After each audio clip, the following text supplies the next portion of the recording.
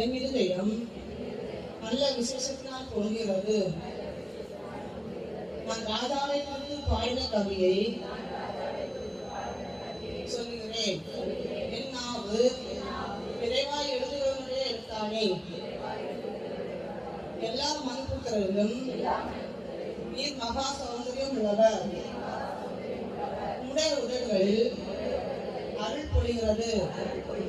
ஆகையால் தேவன் உம்மை இன்றைக்கும் ஆசீர்வதிக்கிறார்.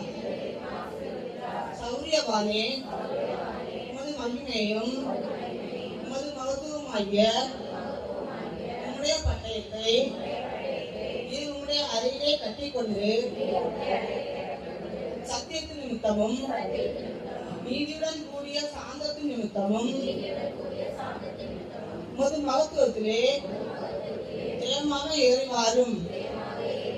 உமது வலதுகரம் பயங்கரமானவர்களை உமக்கு விளங்க பண்ணும். உம்முடைய அம்புகள் கூர்மையானவைகள். அவைகள் ராஜாவுடைய சத்துருக்களின் இருதயத்துக்குள் பாயும். ஜனசதங்கள் உமக்கு கீழே விழுவார்கள்.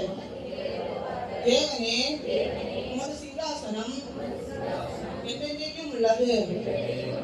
உமது ராஜ்யத்தின் செங்கோல் நீதியுள்ள செங்கோலாய் இருக்கிறது.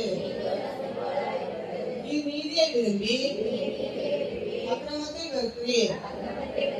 ஆதலால் தேவனே, உம்முடைய தேவன் உமது தோழரை பார்க்கிலும் உம்மை ஆனந்த தைலத்தினால் அபிஷேகம் பண்ணினார்.